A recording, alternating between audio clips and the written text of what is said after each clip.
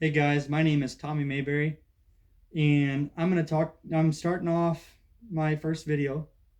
So I'm going to start by going through 10 different things that have majorly affected my life so you get to know me a little bit. You're going to get into my personal space. And I'm not going to do it all in one video. I'm going to break it up so it's, you know, bearable. I don't bore you to death with, you know, a long monologue. But I'm just going to break it down. I'm going to start with the first thing, the thing that's probably affected my life the most.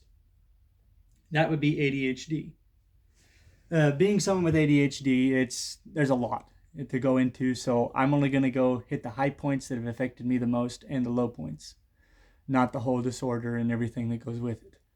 But I mean, to kind of give you an overview for people that don't really know, it's a part where the brain has neural pathways or have problems with regulating proper amounts of chemicals in the brain. So dopamine and norepinephrine are dopamine is usually shot through the neural pathways too quickly, so it doesn't properly do the job of regulating, whereas norepinephrine often gets disrupted and pinched off, so it creates attention and awareness problems, deficits, where the hyperactivity comes from the dopamine being shot through. But anyway, so for me, one of the main problems was focusing. You know, focus has always been a problem for me with ADHD, whether it be reading, school, education. You'd be trying to focus. And major thing with ADHD people is they have something called an internal dialogue. Now, I'm sure other people do too. But with ADHD people, it's constant, never ending. It always goes and goes and goes and runs over and turns over and spiderwebs into many things. It's because an ADHD person is always thinking. This is the dopamine being shot through repeatedly and repeatedly. The problem is not focus, it's on managing where the focus is. Because of ADHD brain is constantly running, the focus is largely internal rather than external. And for me, it was always hard in school to try to focus on what was being said, what was being done. Carrying a conversation was a crutch. It was awful. I hated it because I would be talking to somebody, and the entire time I'm trying to listen and focus. My brain is going a million different ways with what they're saying and what I want to say. And so I'm not hearing this much of the conversation. I'm just getting this much because my brain is making up this whole big dialogue in my head with 100 different ways and things it's thinking about that it wants to say and explain and let this person know. And that's a very difficult part because when it comes to listening and getting to know other people, it doesn't really happen very often. But the next part is hyper focus. Hyper focus was a big issue as well because while there are things that are you struggle to figure out, when something is internal, when something is internalized, you're interested in it, so it becomes part of your internal dialogue, you become hyperfixated. You begin to focus on the thing so much that it consumes your thoughts. And so it's great when I'm learning something I like. Uh, some people, I've known people who spent months on a certain topic. I've spent years before, 2 3 years on one single topic, just studying it out because I wanted to understand it. I wanted to grasp it. And a lot of times, you'll spend a long period on it. You'll take a break for a while and then you'll go back to that thing because you like it so much. And it becomes, well, an obsession. And that's how ADHD works with internal dialogue. Things become hyper-focused when they become part of that internal dialogue. And then, the downside to that is when you become the subject of hyperfocus.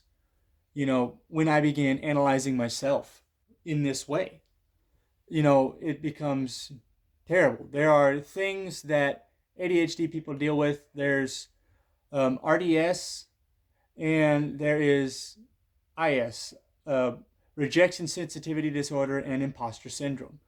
And these two are what is a result of that being the subject of your internal dialogue and hyperfocus. Oftentimes when talking to other people, you look at yourself in a negative light because you want to present the best part of yourself. You want to present yourself, but you're not sure how much of that is really you, or you really trying your best?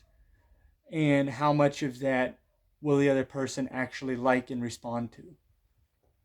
So, again, it's a normal thing that people deal with.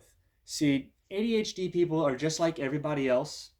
It's not like schizophrenia or bipolar disorder where something is out of place. No, they're same level as everybody else on everything, except where one person does something this much, ADHD people will do it this much. So I experience everything you do. I just experience it times 10 because I don't have a proper dopamine or norepinephrine regulation. It's like when you take a governor off an engine of something that's only meant to go 40 miles an hour. You take the governor off, that thing can go 100 now. Well, it's like the governor's been removed from my mind, and everything you experience, I just experience without proper regulation or limits. So it's not like bipolar disorder where I can't, where it just happens at random. It's normal thought process. It's just not properly limited. So, anyway, back to what I was saying. Uh, Conversations with hyperfocus towards myself would get very bad because I would end up in a depressive episode thinking, am I really showing them myself, or am I just presenting something that I want them to hear? That's imposter syndrome. Am I being 100% honest? Am I being myself? And a lot of times I would think I'm not, because I can't really open up and show them what's in my mind. I can only express so much. And then the other part, rejection sensitivity disorder, was a big issue because, you're always, the hardest part of ADHD is being able to relate, not understand other people, but have other people understand yourself. And so when somebody may say something that they don't even realize, can be perceived as being rejected or being judgmental, an ADHD person will take that and they can latch onto that and think, oh, this person doesn't like me. I've messed up. I've said something. I'm sorry. And that's why ADHD people will profusely apologize without there being a need to. And it gets really annoying to other normal people. And you just have to realize ADHD people, when they're constantly apologizing, I'm sorry, over and over, when it doesn't really make sense, it's because inside they're reliving that moment over and over and over and over, and they can't get it to turn off. Like, I've had weeks where I lost sleep over a single conversation, and it might be that that conversation happened 2 years ago, but I still remember what was said and what I said, and I still wonder a lot of times, did I say the right thing? Did I do the right thing? And I can still feel very real emotions attached to the thing, and that's the downside of hyperfocusing with ADHD. Another thing is emotion regulation with ADHD, because you are constantly focusing on different things all the time, and your mind constantly jumps from one thing to the next, and it will hyperfocus on it, and you begin to analyze it, because ADHD people are very analytical, very mechanically minded. They break things down into pieces within their own minds. And so emotions can become very high because that internal dialogue is always running. So you relive situations and things that were said over and over, and it can lead to being severely depressed because you can't get over something you said or did. It can lead to often being really excited over things because you're constantly thinking about something that was amazing and you really enjoyed it. It can also lead to many different things. It's not like bipolar disorder, where there's just two main things that swing up and down all the time. We're either manically excited or severely depressed or angry. No, ADHD is not that bad. ADHD, though, it can become a consuming thing within your mind. But those are three major things that I've dealt with ADHD. And the good side about being so emotionally tuned with so many emotions on such a high level is that you begin to really understand emotions and how they work with other people.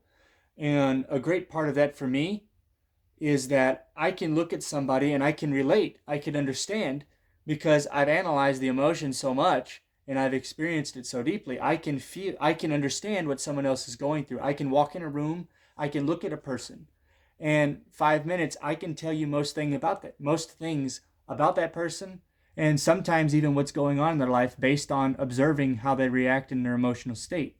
And it's because I've become very attuned and very aware of that. ADHD people are often very empathic, and it's because of that deep emotional connection that they have, not just within themselves, but with other people around them, and it's what they desire. Um, but that's something about myself, and I figure I've talked enough. Thank you for listening. You guys have a great day, and I'll make another video tomorrow. Thank you very much.